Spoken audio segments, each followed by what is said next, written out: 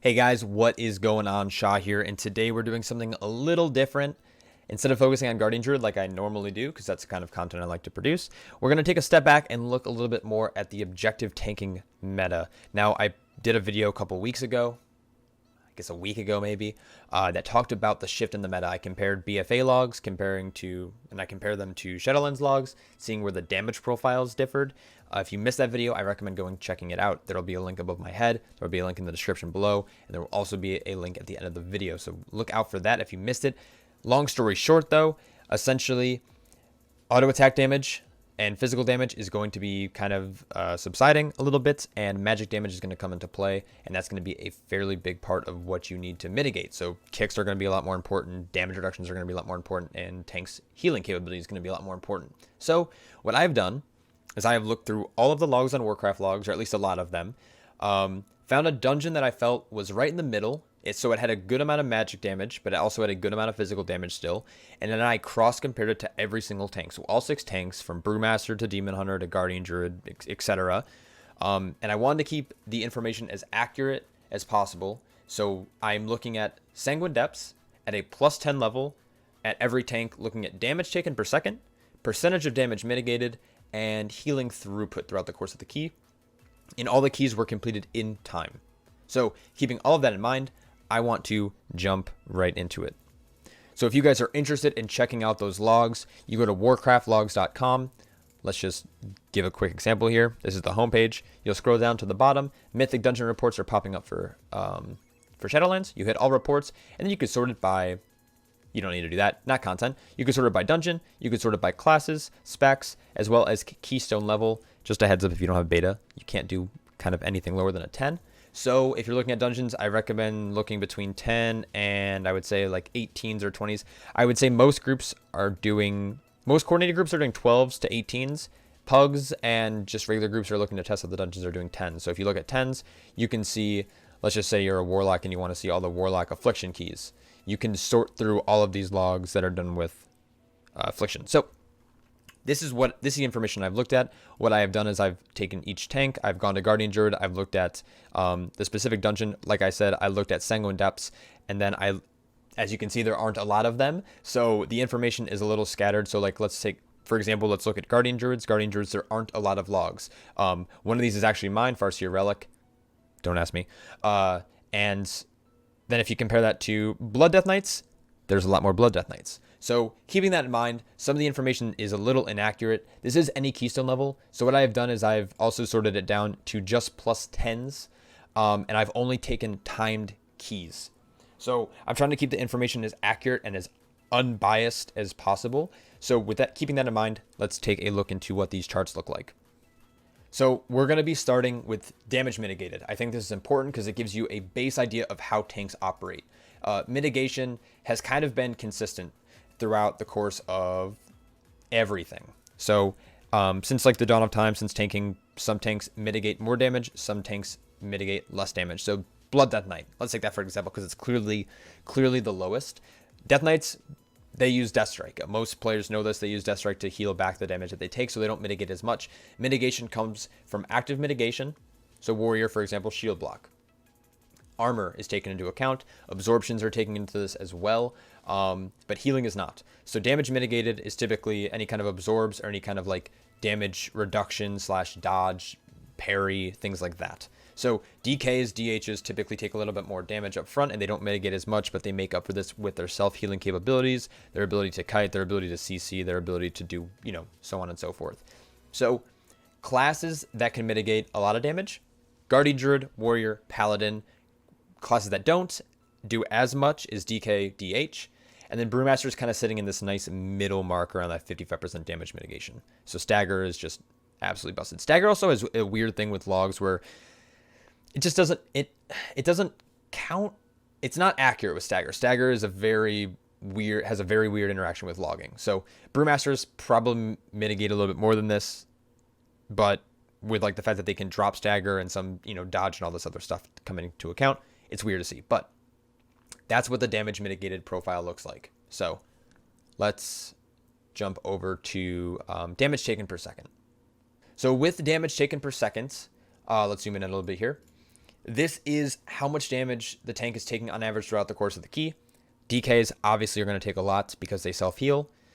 Brewmasters are going to take a little bit more because of the uptime on their staggered debuff. When you take a lot of damage and you're consistently taking that over, combat can end, but you're still taking damage because that staggered dot is still ticking away.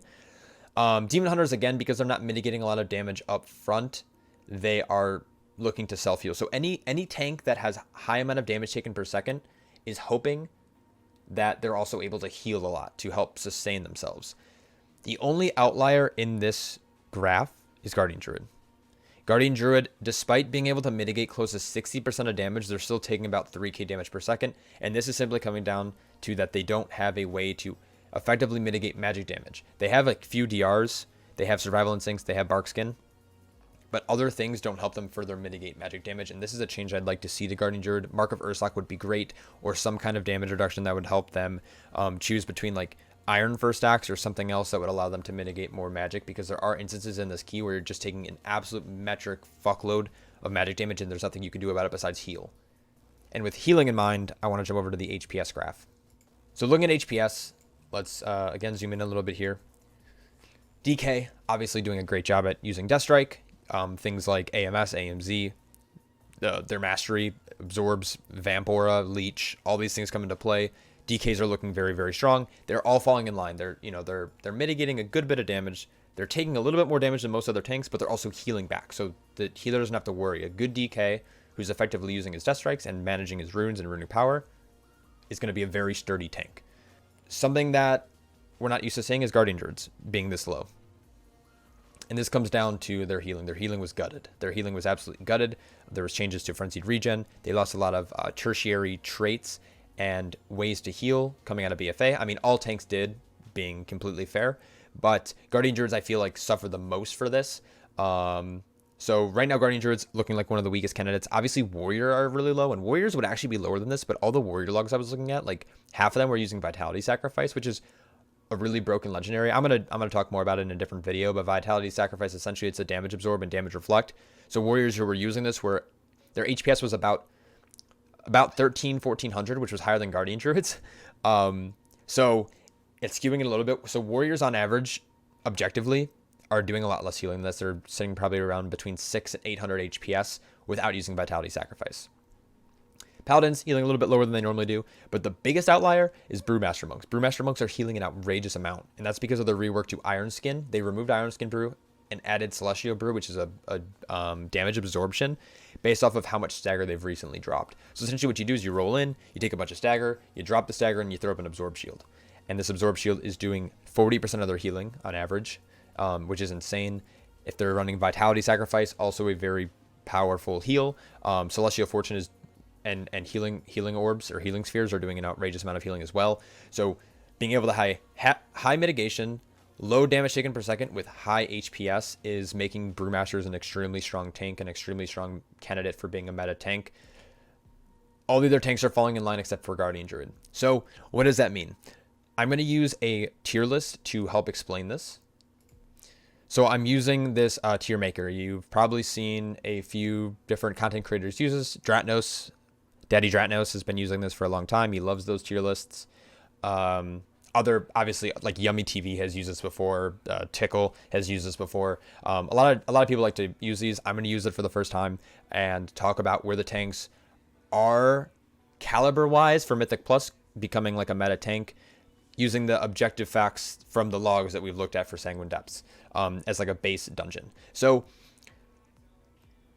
I'm going to try to do this the best I can. So I have S tier and F tier on here. S tier and F tier. S tier is the caliber of being the perfect tank. They have high healing. They have high damage reduction. They have low damage taken per second. They're able to mitigate a good amount of damage as well as put out good damage and have good utility. All these things encompass an S tier tank.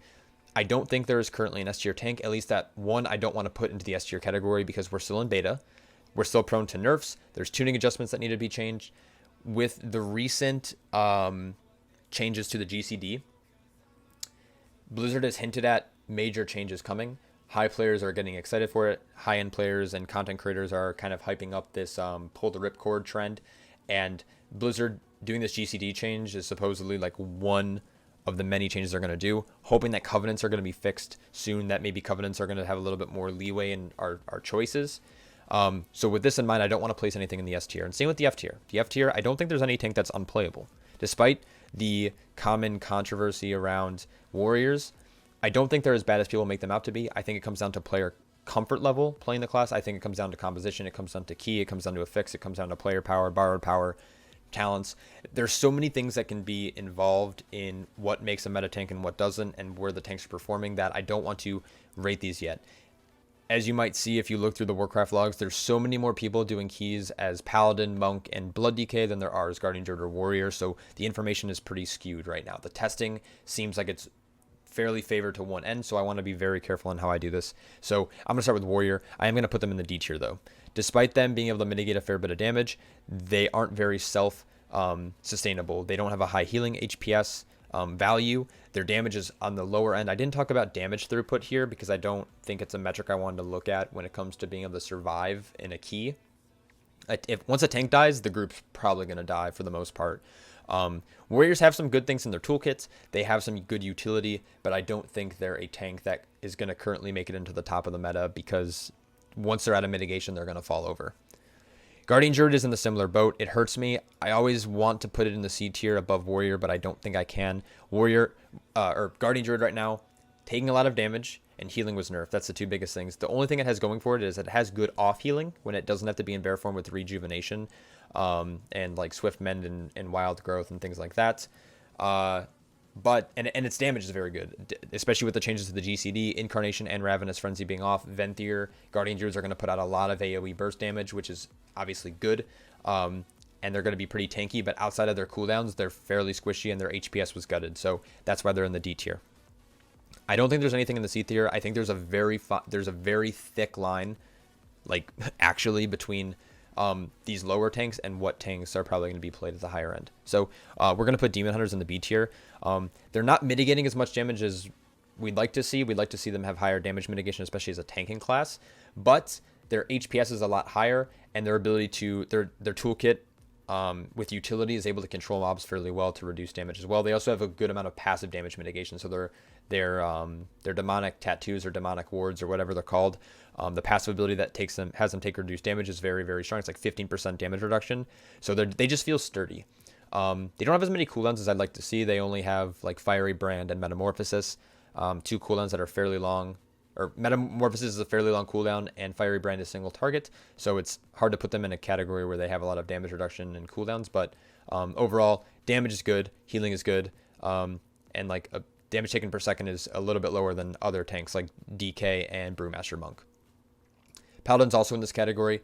High amount of damage, again, something I didn't mention in this video. They have a little bit lower healing, but the damage that they're taking over the course of a key is so much lower than any other tank currently that it puts them in a strong... They don't need a lot of healing because they're dishing out a lot of damage. They're keeping everything silenced, and they're mitigating a lot of magic damage that way. Their Consecration having passive damage reduction based off of their mastery, very, very strong. They're just sturdy tanks. They just feel good to play right now. Just because they're sturdy, though, mostly thinks they're sturdy doesn't make them necessarily the most potent or powerful tanks. I'm going to put Blood DK in the A tier. They're just sturdy. I don't know what else to say. Their damage is decent. Again, I didn't go over it in this video, but their damage is looking decent. They don't need a legendary that, like Vitality Sacrifice. They can play into different legendaries. Same with Paladin, but besides the point. Blood DK, high damage taken per second and low damage mitigated, which is a bad thing, but because of their Death Strike and their other things like Leech, their Mastery, and their damage reductions, it puts them at a point where they're so sturdy that they don't really need a healer to keep them up. I've seen logs even at like a level 14, 15, 16 level where the DK is out healing the healer, which means that the Death Knight didn't need a healer. The healer was there to heal the group and keep up atonement. So DK's looking very, very strong. Will of the Necropolis is also a great talent choice. So when you do fall to that threshold of 30%, having a 30% DR means they're just going to be even more sturdy when they're at lower health. So things like AMZ, AMS are going to play a big role in the success of a Blood Death Knight. And lastly, of course, Monks. This is the only class I can see possibly being S tier, but we're going to keep them in the A tier for now. Damage taken per second, a lot lower, and obviously you have to take into account stagger. Stagger makes them take more damage over the course of a key, but with that being said, their healing throughput is outrageous right now with Celestial Brew, and it's a lot of fun to use. It's different. Not having an active mitigation that you want to keep up all the time feels a lot better. You can focus on other things like making sure you're like keg smashing, obviously aggro, keeping up your Tiger Palm, that first talent road, like the Eye of the Tiger, whatever it's called, keeping up that buff. They lack a little bit of cooldowns, but outside of that, like their damage is looking decent, their healing is outrageous, and their damage ability to mitigate damage is very, very high. So when you like look at priests or like disc priests or resto druids who are currently like performing really well in Mythic Plus on beta, the way that their healing toolkit works synergizes well with how Stagger works, and with Brewmasters being able to mitigate so much damage and heal themselves so much, it's going to allow for those kind of healers to maximize their damage throughput. So this is what I think objectively, based on the logs I've looked at, where the tanks are falling. So I think is definitely a fine line. There's some work that needs to be done with these two tanks. I don't know what they can do to Warrior. I honestly don't. I think their talent changes and their loss of Azerite traits has definitely hurt them. I think Guardian Druids, their healing throughput is pretty rough, and I think if they had some sort of like damage or magic damage mitigation instead of just having like Iron Fur, would help them out immensely. So what does this mean going forward? We want to keep an eye out on these 4 tanks, see which tanks move up or down, and how legendaries are going to play out, what kind of changes are going to come to the GCD in the future, if there are any more, what changes are going to come to Covenants. But these are the 4 tanks. So if you're looking to reroll, if you're looking for a tank to play going into Shadowlands, I would recommend these 4. If you are a Warrior or Guardian Druid main, I wouldn't lose hope. I would just know that you have to work so much more or develop a composition that works around your class. These classes are going to suffer a little bit more, and these classes are going to be easier to play. So picking these classes up are fairly easy. My recommendation for picking one of these 4, I don't know. I enjoy Paladin, I enjoy Monk, I don't enjoy Death Knight, and I don't enjoy DH, but that's just my personal preference. So my plans going forward with this kind of series / video is I'm going to sit down and break down all the tanks for you guys. If you aren't aware, I'm going to compare all the tanks on kind of like a point system, what their healing toolkits look like, what their damage reduction toolkits look like, and their talent choices look like, as well as like passive damage mitigation. It's kind of like a weird concept, but I want to break down how these toolkits work exactly to help try to develop or help you guys figure out what tanks you guys want to go and play going into the future of the game, Shadowlands. So I hope you guys enjoyed this kind of content. If you liked the more objective take on a tier list, feel free to hit that like button. If you want to see more content like this, I also recommend hitting subscribe and that notification bell. I'm trying to do more tanking stuff. I want to do more tanking videos in the next upcoming weeks going into Shadowlands. I am still trying to figure out a tank that I want to play. I'm going to definitely still keep doing Guardian Druid videos and guides, so don't fret. I'm still going to do those despite them being currently roughly a DC F tier tank. I still think there's a spot for them. I hope. I'm still optimistic. But if you guys are interested in seeing any kind of content like that, obviously hit that subscribe button. So I hope you guys are having a great day, had a relaxing Labor Day off, and I will catch you guys in the next one. Take care.